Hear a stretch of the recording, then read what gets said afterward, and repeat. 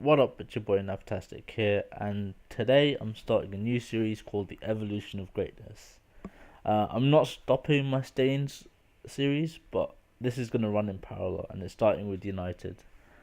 Reason I'm doing this because obviously I'm starting one from the bottom and see the struggle to get to the top.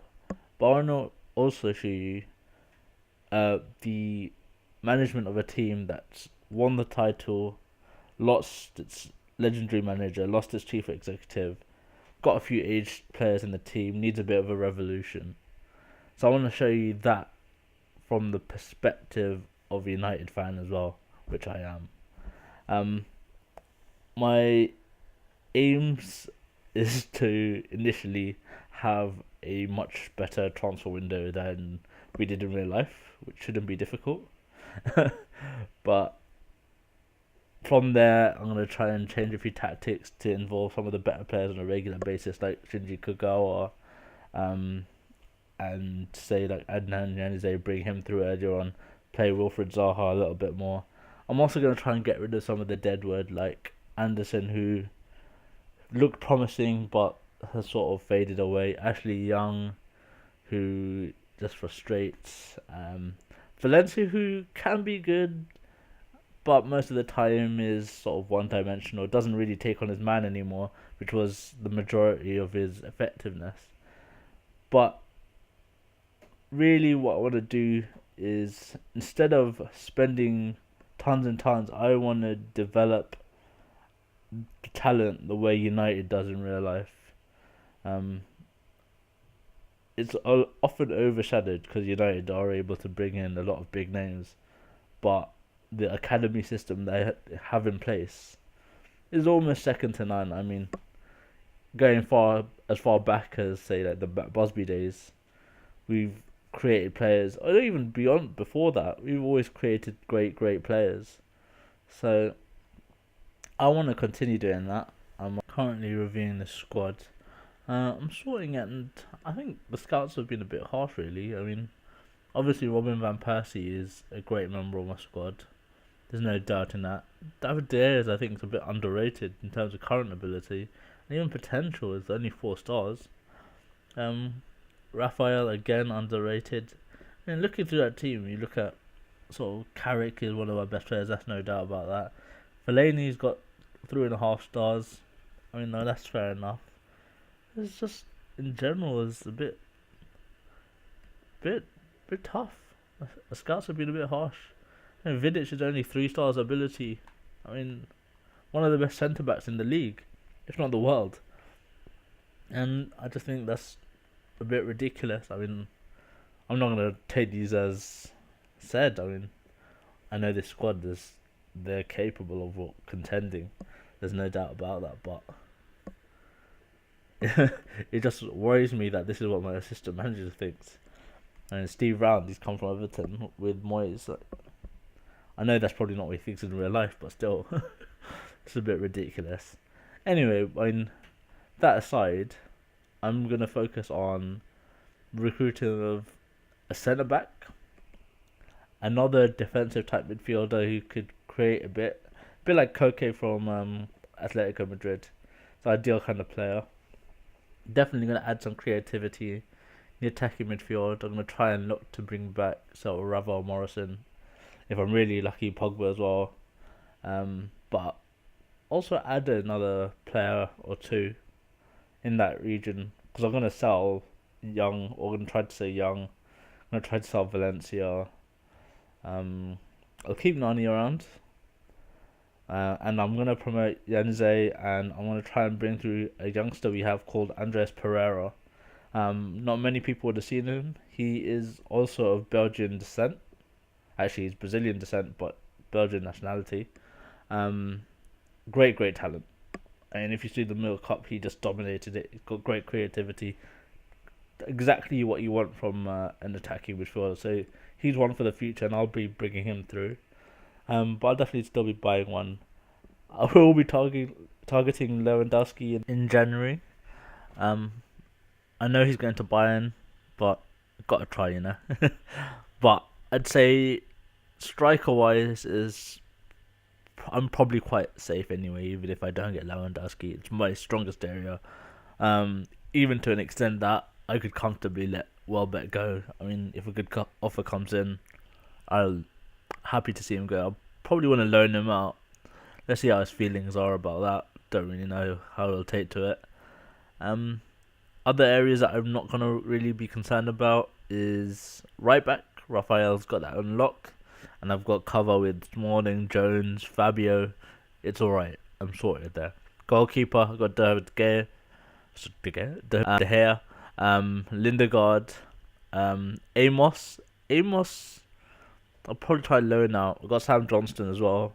One of them is definitely going to get loaned out at the very least.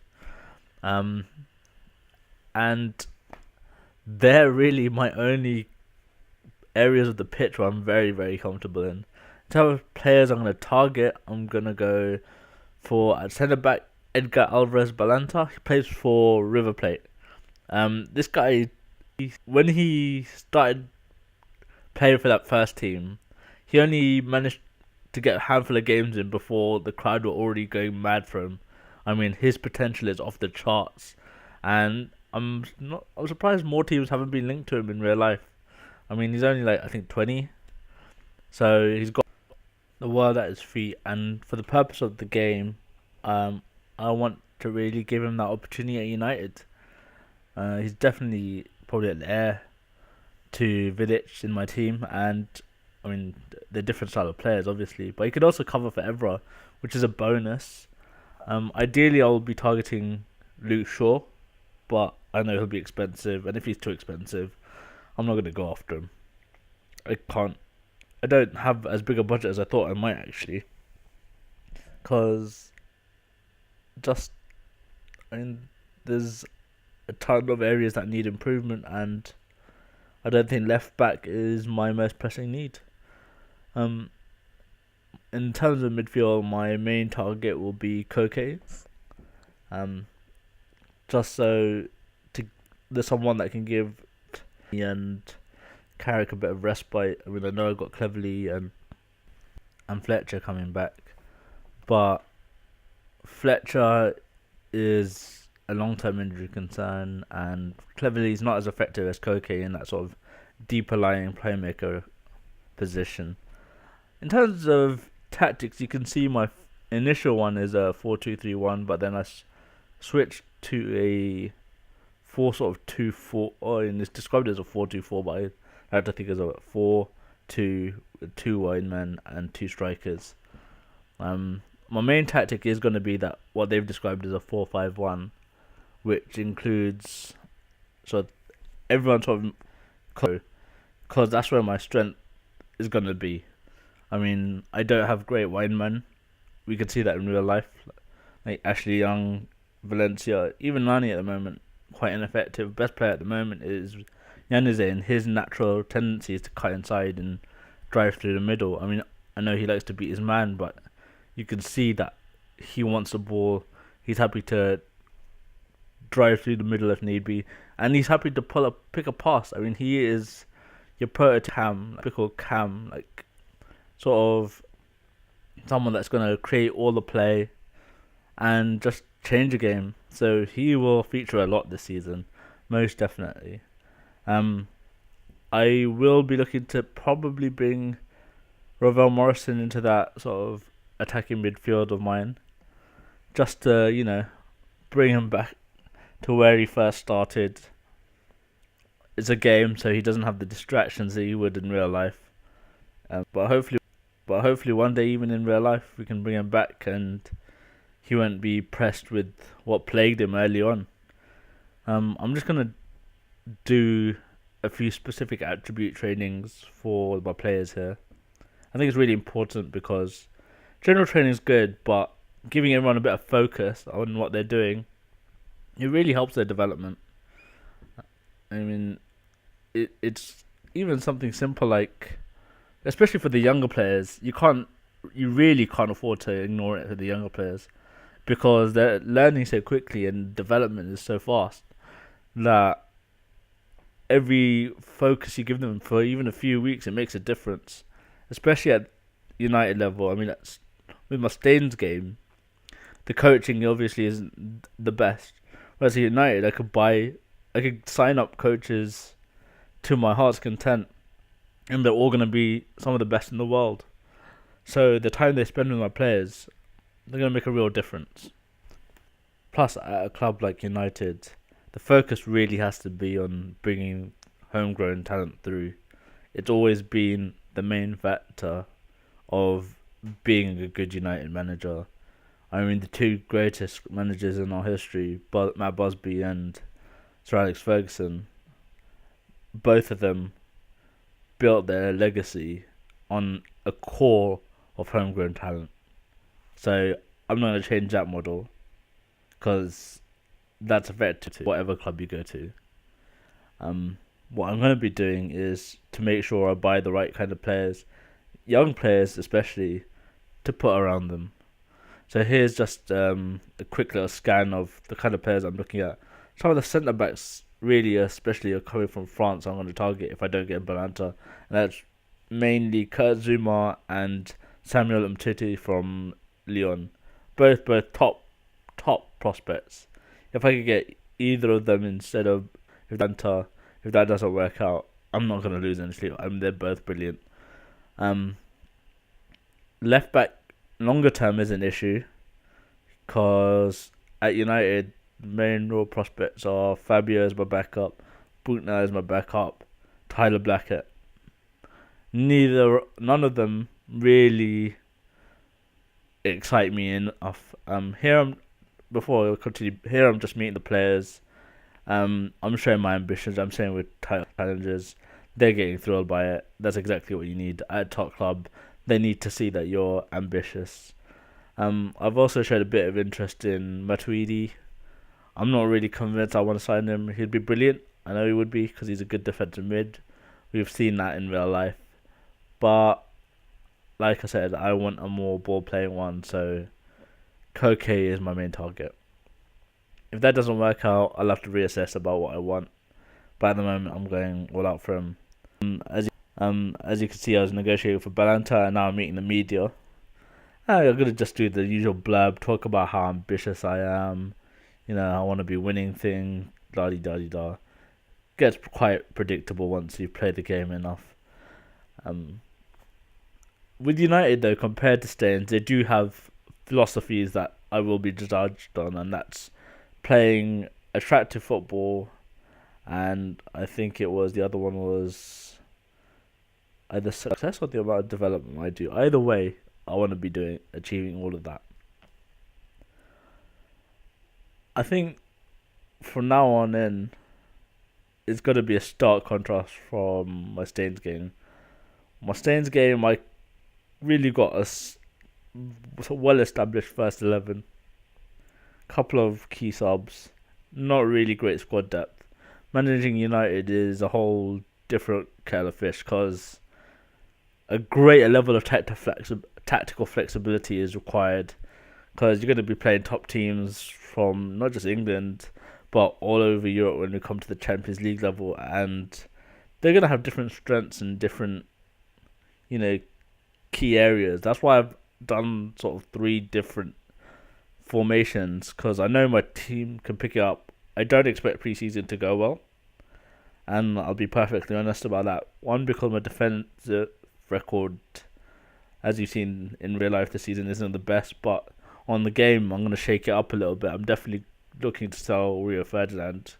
I'm probably only going to get 2 million for him, but his getting that salary off my books is going to be priceless, and I think he might have one more year in him, but he's definitely on the back end of his curve. So if I sell him now, I can get a bit of return for him, especially as his contract's up at the end of the year. In terms of contracts, I'll be renewing. Got Vidic, I'm going to renew. I'm going to renew definitely, and Carrick. They're my 3 main ones. Evra's expires at the end of the season. I'm in 2 minds about re-signing Evra. In real life, he's given indication he wants to leave, but that's not going to have any bearing on my game.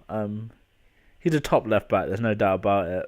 But if I can sign Luke Shaw, or maybe even Leighton Baines, I think I might even sell him. It's a possibility. But that's only if I can get one of those two. Maybe Control, maybe. But aside from that, not really. Um, One of the topics there is there's loan offers for Zaha. I'm not letting him go out. I think we've underutilized him in real life. I think, especially with the ineffectiveness of our wide players, his direct style could benefit us. I mean, he's not the finished product, and he's not good enough to be a regular yet. But definitely chuck him in for the odd game, and that's what I'll be doing on here as well. Because my starting tactics, he doesn't fit. My backup tactics, he can fit, and my third choice option of the 4-2-3-1 with the wide players rather than two cams to go with the shadow striker. He'll fit that system. So look at Zaha's stats. They don't really jump off the page, but his that one that's really why I'm doing specific attribute training, and two, it's because all of his skill is in his pace, his directness, his quickness in terms of acceleration, and just driving towards goal. If I can add a bit more technique and passing and crossing and to his, a bit of creativity to that game, then the guy could be unstoppable. But like I said, we're going to move to the friendlies here. I'm probably going to leave you there soon because I'm not going to play the friendlies yet. But I could quite easily see myself losing a lot of games in pre-season because there's going to be a lot of chopping and changing.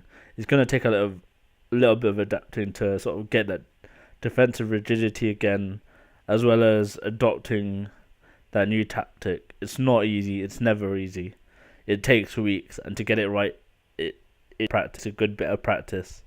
So I mean, I could be losing to somebody, even the MLS sides. I could easily lose to those because they're well established. I'm trying to instill something new, and I'm gonna be honest. I don't have the right personnel at the minute to make that effective. Xabi Alonso is one other option, as well as so is Lars Bender, and that's if the Koke deal doesn't work out. So if the Koke deal doesn't work back, I'll go back to Xabi Alonso, see what I can do with him. His contract runs out at the end of the year, and he's only 31, so it's definitely worth a punt. In terms of financial fair play regulations, I'm well under it. I think I've got 180 million, is it? So I've got tons to spend. Anyway, I think it's a good place to stop it here because my friendly's next. I'll let you absorb all the information, and I'll catch you all next time. Until then, see ya.